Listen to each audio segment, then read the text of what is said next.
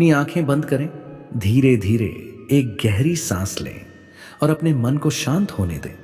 कुछ पल बस अपने लिए निकालिए, क्योंकि जो आप अब भी सुनने जा रहे हैं वह कोई साधारण शब्द नहीं है। यह एक ऐसी धारा है जो धीरे धीरे आपके जीवन में परिवर्तन लाना शुरू कर देगी।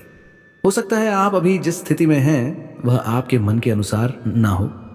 कभी पैसों की चिंता, कभी काम में रुकावट, कभी मन का अशांत रहना, लेकिन हर स्थिति हमेशा एक जैसी नहीं रहती। परिवर्तन संभव है और यही वह क्षण है जहां से चीजें बदलना शुरू हो सकती हैं।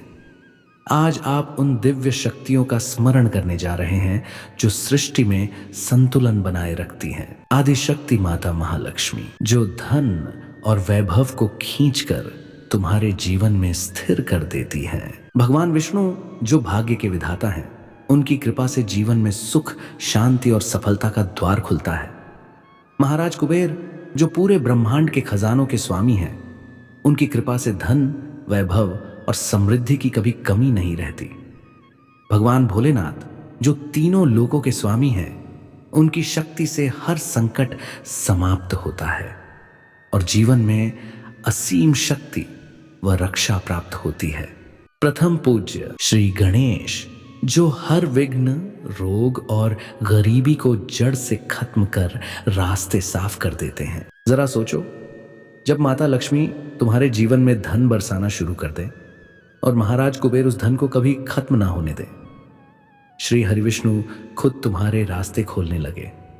प्रथम पूज्य श्री गणेश तुम्हारे जीवन की हर रुकावट को जड़ से हटा दे। श्री हरिविष्णु, जो जगत के पालनहार हैं, जब वो तुम्हें आशीर्वाद दें।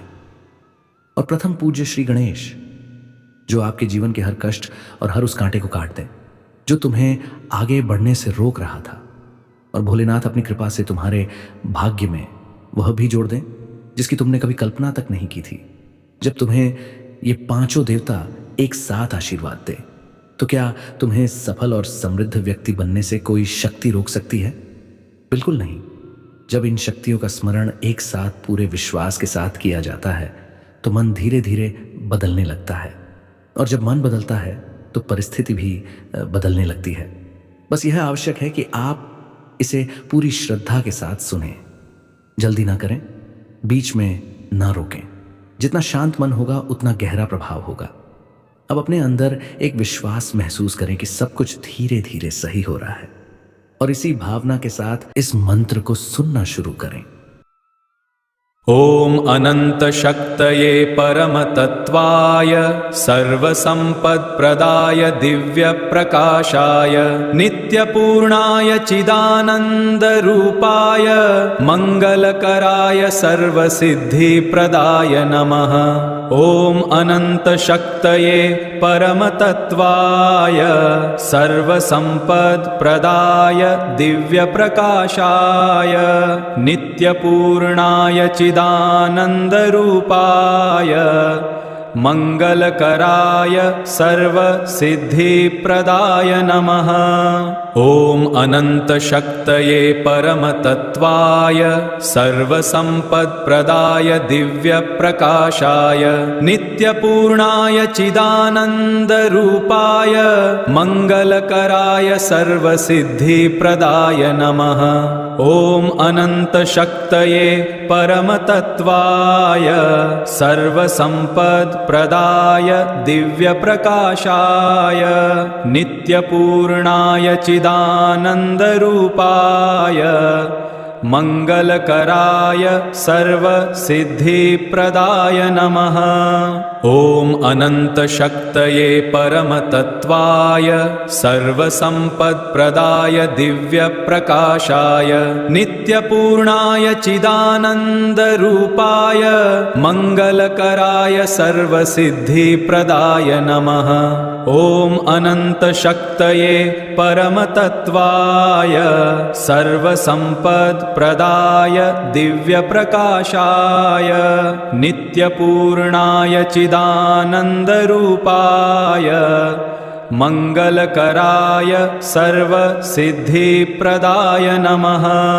ॐ अनन्तशक्तये परमतत्त्वाय सर्वसम्पत्प्रदाय दिव्यप्रकाशाय नित्यपूर्णाय चिदानन्दरूपाय मङ्गलकराय सर्वसिद्धिप्रदाय नमः। ॐ अनन्तशक्तये परमतत्त्वाय सर्वसम्पत्प्रदाय दिव्यप्रकाशाय नित्यपूर्णाय चिदानन्दरूपाय मङ्गलकराय सर्वसिद्धिप्रदाय नमः। ॐ अनन्तशक्तये परमतत्त्वाय सर्वसम्पत्प्रदाय दिव्यप्रकाशाय नित्यपूर्णाय चिदानन्दरूपाय मङ्गलकराय सर्वसिद्धिप्रदाय नमः। ॐ अनन्तशक्तये परमतत्त्वाय सर्वसम्पत्प्रदाय दिव्यप्रकाशाय नित्यपूर्णाय चिदानन्दरूपाय मङ्गलकराय सर्वसिद्धिप्रदाय नमः। ॐ अनन्तशक्तये परमतत्त्वाय सर्वसम्पत्प्रदाय दिव्यप्रकाशाय नित्यपूर्णाय चिदानन्दरूपाय मङ्गलकराय सर्वसिद्धिप्रदाय नमः। ॐ अनन्तशक्तये परमतत्त्वाय सर्वसम्पत्प्रदाय दिव्यप्रकाशाय नित्यपूर्णाय चिदानन्दरूपाय मङ्गलकराय सर्वसिद्धिप्रदाय नमः। ॐ अनन्तशक्तये परमतत्त्वाय सर्वसम्पत्प्रदाय दिव्यप्रकाशाय नित्यपूर्णाय चिदानन्दरूपाय मङ्गलकराय सर्वसिद्धिप्रदाय नमः। ॐ अनन्तशक्तये परमतत्त्वाय सर्वसम्पत्प्रदाय दिव्यप्रकाशाय नित्यपूर्णाय चिदानन्दरूपाय मङ्गलकराय सर्वसिद्धिप्रदाय नमः। ॐ अनन्तशक्तये परमतत्त्वाय सर्वसम्पत्प्रदाय दिव्यप्रकाशाय नित्यपूर्णाय चिदानन्दरूपाय मङ्गलकराय सर्वसिद्धिप्रदाय नमः। ॐ अनन्तशक्तये परमतत्त्वाय सर्वसम्पत्प्रदाय दिव्यप्रकाशाय नित्यपूर्णाय चिदानन्दरूपाय मङ्गलकराय सर्वसिद्धिप्रदाय नमः। ॐ अनन्तशक्तये परमतत्त्वाय सर्वसम्पत्प्रदाय दिव्यप्रकाशाय नित्यपूर्णाय चिदानन्दरूपाय मङ्गलकराय सर्वसिद्धिप्रदाय नमः। ॐ अनन्तशक्तये परमतत्त्वाय सर्वसम्पत्प्रदाय दिव्यप्रकाशाय नित्यपूर्णाय चिदानन्दरूपाय मङ्गलकराय सर्वसिद्धिप्रदाय नमः। ॐ अनन्तशक्तये परमतत्त्वाय सर्वसम्पत्प्रदाय दिव्यप्रकाशाय नित्यपूर्णाय चिदानन्दरूपाय मङ्गलकराय सर्वसिद्धिप्रदाय नमः। ॐ अनन्तशक्तये परमतत्त्वाय सर्वसम्पत्प्रदाय दिव्यप्रकाशाय नित्यपूर्णाय चिदानन्दरूपाय मङ्गलकराय सर्वसिद्धिप्रदाय नमः। ॐ अनन्तशक्तये परमतत्त्वाय सर्वसम्पत्प्रदाय दिव्यप्रकाशाय नित्यपूर्णाय चिदानन्दरूपाय मङ्गलकराय सर्वसिद्धिप्रदाय नमः। ॐ अनन्तशक्तये परमतत्त्वाय सर्वसम्पत्प्रदाय दिव्यप्रकाशाय नित्यपूर्णाय चिदानन्दरूपाय मङ्गलकराय सर्वसिद्धिप्रदाय नमः। ॐ अनन्तशक्तये परमतत्त्वाय सर्वसम्पत्प्रदाय दिव्यप्रकाशाय नित्यपूर्णाय चिदानन्दरूपाय मङ्गलकराय सर्वसिद्धिप्रदाय नमः। ॐ अनन्तशक्तये परमतत्त्वाय सर्वसम्पत्प्रदाय दिव्यप्रकाशाय नित्यपूर्णाय चिदानन्दरूपाय मङ्गलकराय सर्वसिद्धिप्रदाय नमः।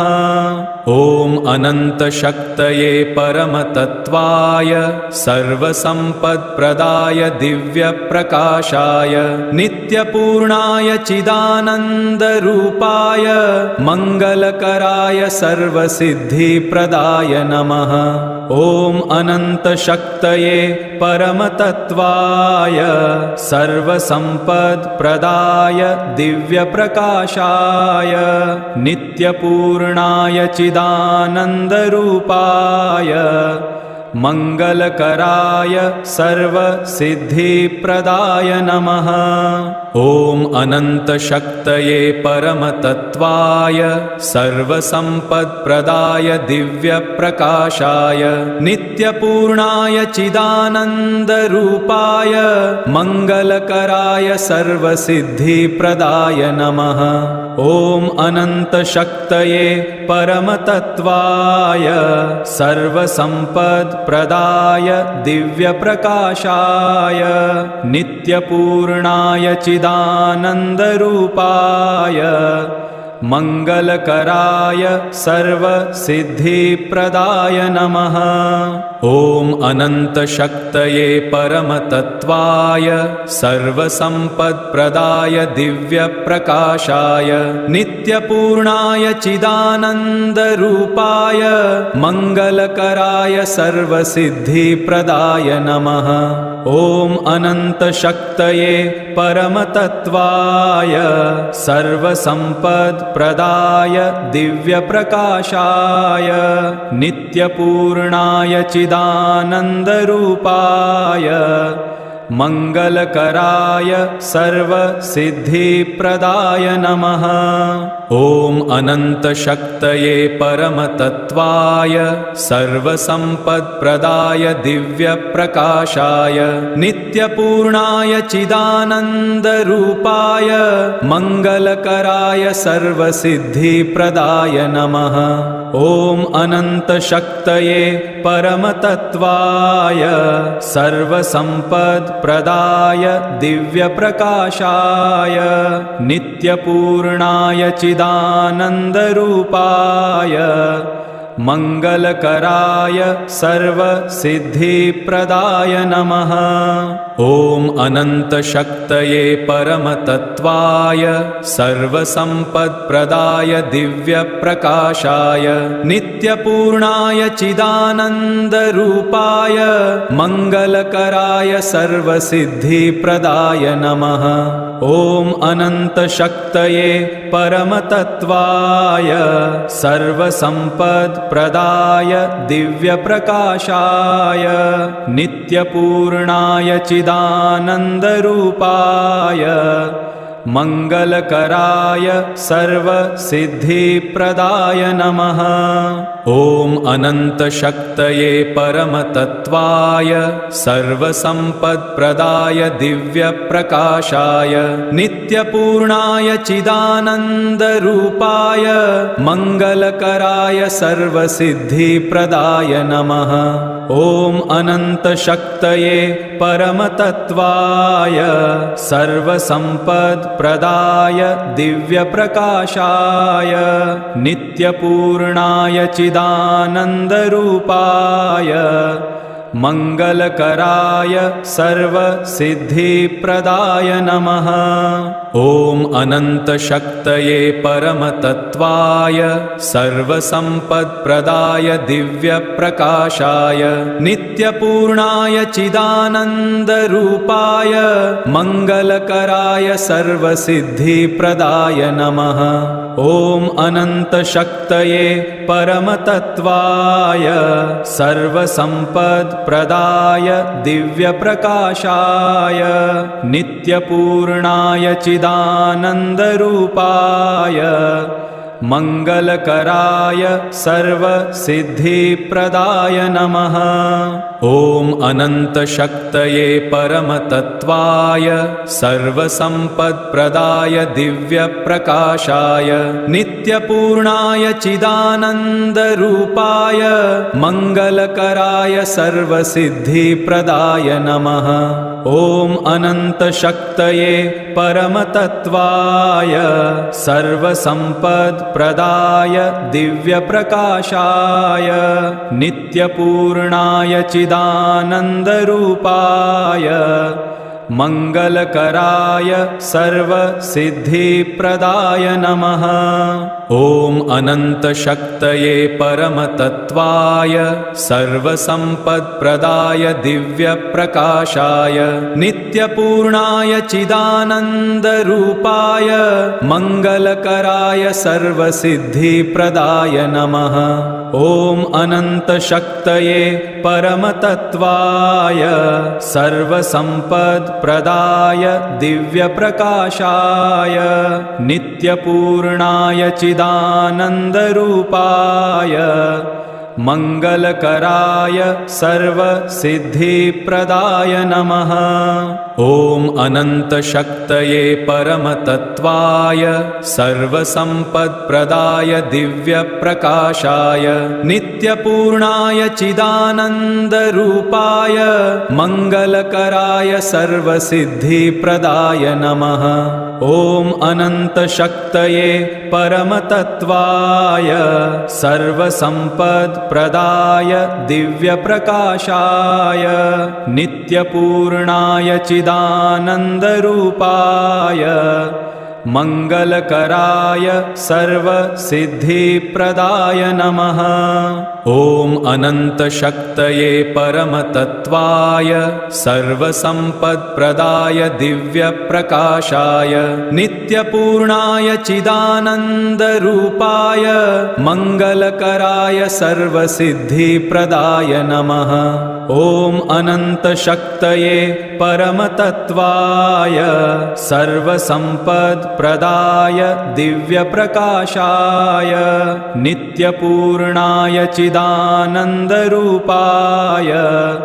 मङ्गलकराय सर्वसिद्धिप्रदाय नमः।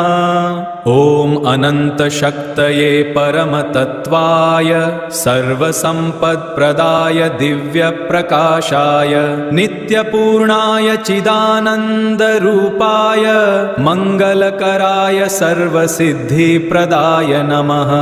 ॐ अनन्तशक्तये परमतत्त्वाय सर्वसम्पत्प्रदाय दिव्यप्रकाशाय नित्यपूर्णाय चिदानन्दरूपाय मङ्गलकराय सर्वसिद्धिप्रदाय नमः। ॐ अनन्तशक्तये परमतत्त्वाय सर्वसम्पत्प्रदाय दिव्यप्रकाशाय नित्यपूर्णाय चिदानन्दरूपाय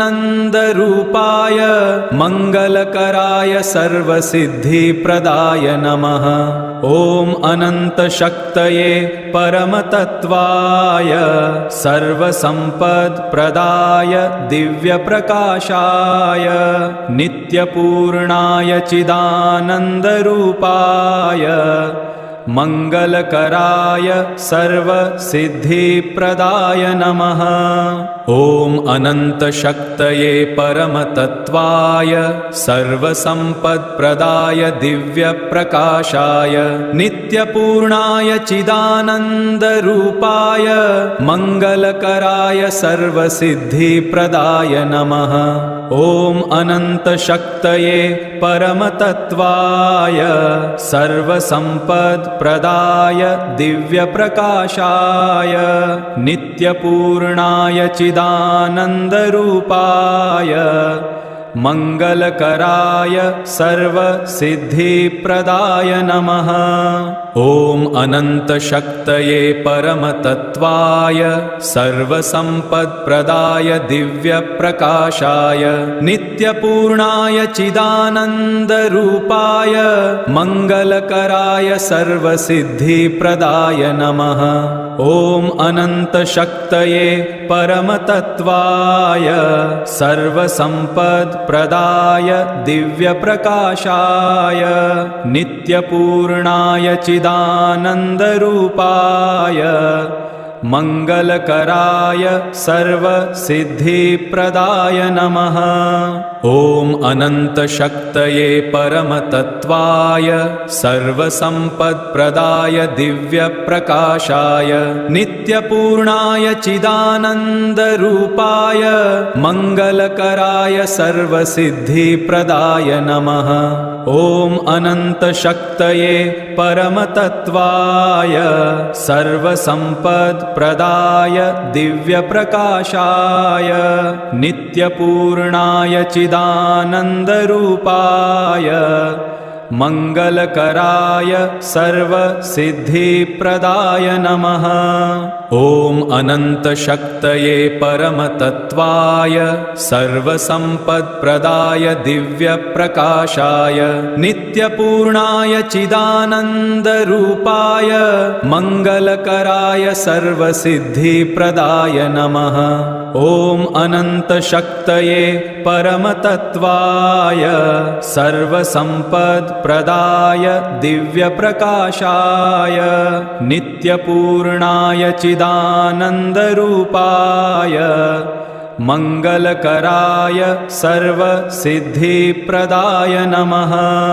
ॐ अनन्तशक्तये परमतत्त्वाय सर्वसम्पत्प्रदाय दिव्यप्रकाशाय नित्यपूर्णाय चिदानन्दरूपाय मङ्गलकराय सर्वसिद्धिप्रदाय नमः। ॐ अनन्तशक्तये परमतत्त्वाय सर्वसम्पत्प्रदाय दिव्यप्रकाशाय नित्यपूर्णाय चिदानन्दरूपाय मङ्गलकराय सर्वसिद्धिप्रदाय नमः। ॐ अनन्तशक्तये परमतत्त्वाय सर्वसम्पत्प्रदाय दिव्यप्रकाशाय नित्यपूर्णाय चिदानन्दरूपाय मङ्गलकराय सर्वसिद्धिप्रदाय नमः। ॐ अनन्तशक्तये परमतत्त्वाय सर्वसम्पत्प्रदाय दिव्यप्रकाशाय नित्यपूर्णाय चिदानन्दरूपाय मङ्गलकराय सर्वसिद्धिप्रदाय नमः। ॐ अनन्तशक्तये परमतत्त्वाय सर्वसम्पत्प्रदाय दिव्यप्रकाशाय नित्यपूर्णाय चिदानन्दरूपाय मङ्गलकराय सर्वसिद्धिप्रदाय नमः। ॐ अनन्तशक्तये परमतत्त्वाय सर्वसम्पत्प्रदाय दिव्यप्रकाशाय नित्यपूर्णाय चिदानन्दरूपाय मङ्गलकराय सर्वसिद्धिप्रदाय नमः। ॐ अनन्तशक्तये परमतत्त्वाय सर्वसम्पत्प्रदाय दिव्यप्रकाशाय नित्यपूर्णाय चिदानन्दरूपाय मङ्गलकराय सर्वसिद्धिप्रदाय नमः। ॐ अनन्तशक्तये परमतत्त्वाय सर्वसम्पत्प्रदाय दिव्यप्रकाशाय नित्यपूर्णाय चिदानन्दरूपाय मङ्गलकराय सर्वसिद्धिप्रदाय नमः। ॐ अनन्तशक्तये परमतत्त्वाय सर्वसम्पत्प्रदाय दिव्यप्रकाशाय नित्यपूर्णाय चिदानन्दरूपाय मङ्गलकराय सर्वसिद्धिप्रदाय नमः। ॐ अनन्तशक्तये परमतत्त्वाय सर्वसम्पत्प्रदाय दिव्यप्रकाशाय नित्यपूर्णाय चिदानन्दरूपाय मङ्गलकराय सर्वसिद्धिप्रदाय नमः। ॐ अनन्तशक्तये परमतत्त्वाय सर्वसम्पत्प्रदाय दिव्यप्रकाशाय नित्यपूर्णाय चिदानन्दरूपाय मङ्गलकराय सर्वसिद्धिप्रदाय नमः। ॐ अनन्तशक्तये परमतत्त्वाय सर्वसम्पत्प्रदाय दिव्यप्रकाशाय नित्यपूर्णाय चिदानन्दरूपाय मङ्गलकराय सर्वसिद्धिप्रदाय नमः।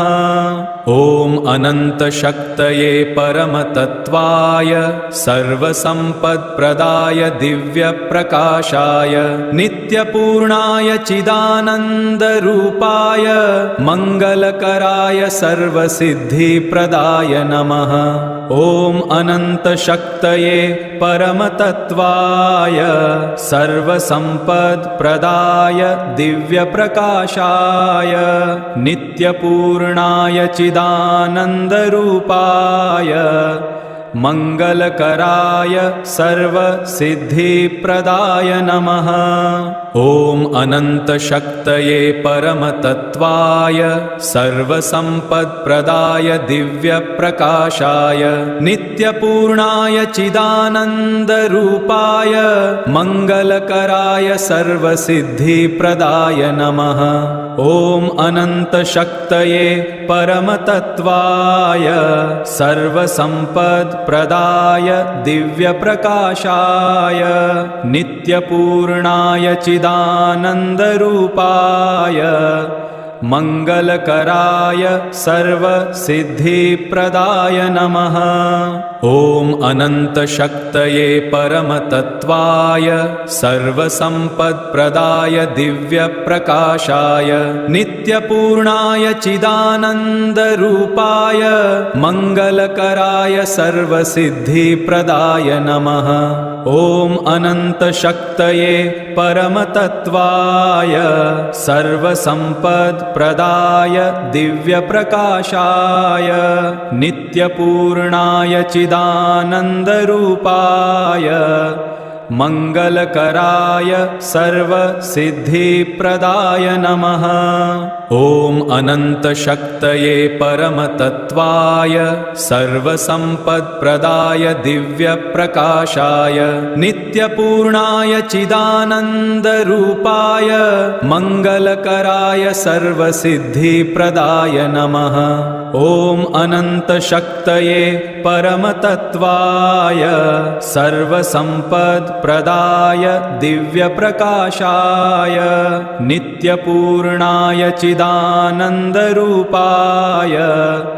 मङ्गलकराय सर्वसिद्धिप्रदाय नमः।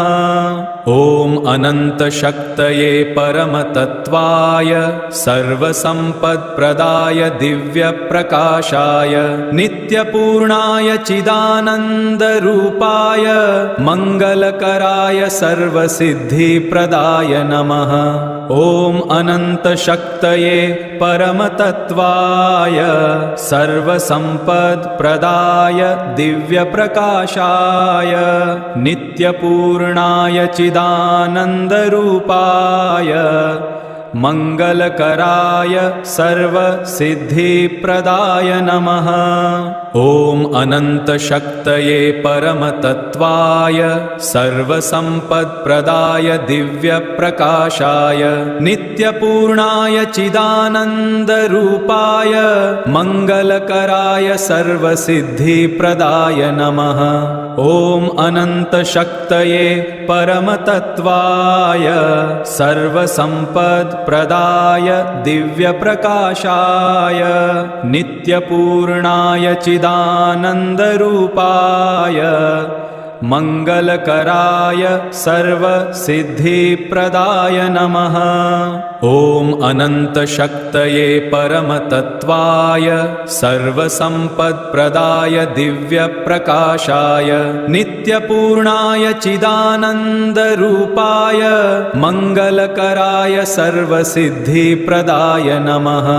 ॐ अनन्तशक्तये परमतत्त्वाय सर्वसम्पत्प्रदाय दिव्यप्रकाशाय नित्यपूर्णाय चिदानन्दरूपाय मङ्गलकराय सर्वसिद्धिप्रदाय नमः। ॐ अनन्तशक्तये परमतत्त्वाय सर्वसम्पत्प्रदाय दिव्यप्रकाशाय नित्यपूर्णाय चिदानन्दरूपाय मङ्गलकराय सर्वसिद्धिप्रदाय नमः। ॐ अनन्तशक्तये परमतत्त्वाय सर्वसम्पत्प्रदाय दिव्यप्रकाशाय नित्यपूर्णाय चिदानन्दरूपाय मङ्गलकराय सर्वसिद्धिप्रदाय नमः।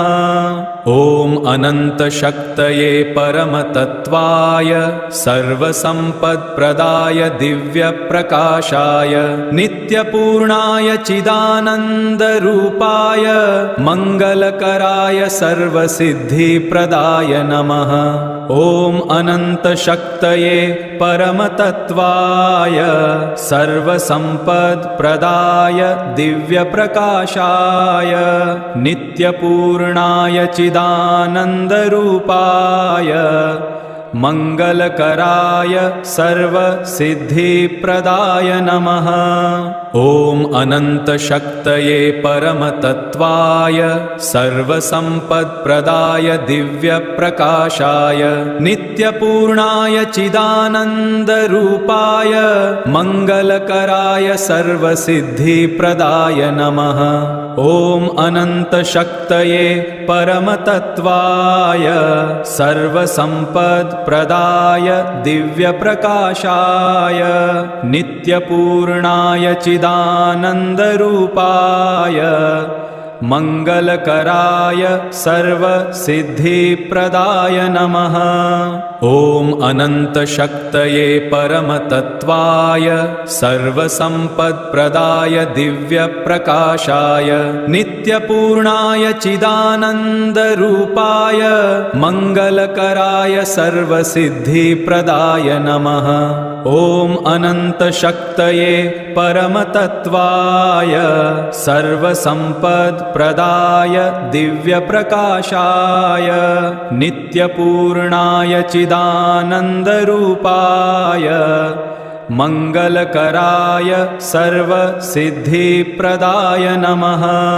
ॐ अनन्तशक्तये परमतत्त्वाय सर्वसम्पत्प्रदाय दिव्यप्रकाशाय नित्यपूर्णाय चिदानन्दरूपाय मङ्गलकराय सर्वसिद्धिप्रदाय नमः। ॐ अनन्तशक्तये परमतत्त्वाय सर्वसम्पत्प्रदाय दिव्यप्रकाशाय नित्यपूर्णाय चिदानन्दरूपाय मङ्गलकराय सर्वसिद्धिप्रदाय नमः। ॐ अनन्तशक्तये परमतत्त्वाय सर्वसम्पत्प्रदाय दिव्यप्रकाशाय नित्यपूर्णाय चिदानन्दरूपाय मङ्गलकराय सर्वसिद्धिप्रदाय नमः। ॐ अनन्तशक्तये परमतत्त्वाय सर्वसम्पत्प्रदाय सम्पत्प्रदाय दिव्यप्रकाशाय नित्यपूर्णाय चिदानन्दरूपाय मङ्गलकराय सर्वसिद्धिप्रदाय नमः। ॐ अनन्तशक्तये परमतत्त्वाय सर्वसम्पत्प्रदाय दिव्यप्रकाशाय नित्यपूर्णाय चिदानन्दरूपाय मङ्गलकराय सर्वसिद्धिप्रदाय नमः।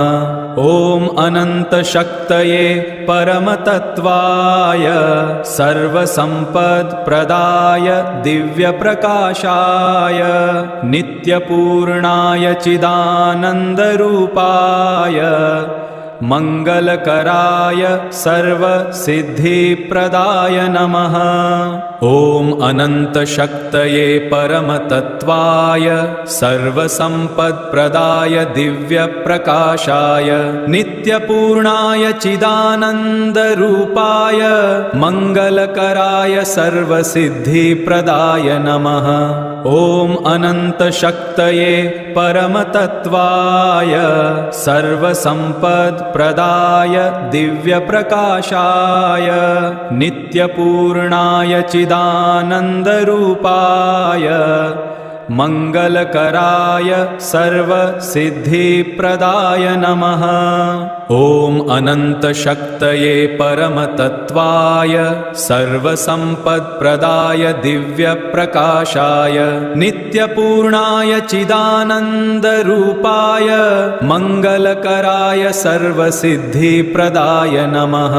ॐ अनन्तशक्तये परमतत्त्वाय सर्वसम्पत्प्रदाय दिव्यप्रकाशाय नित्यपूर्णाय चिदानन्दरूपाय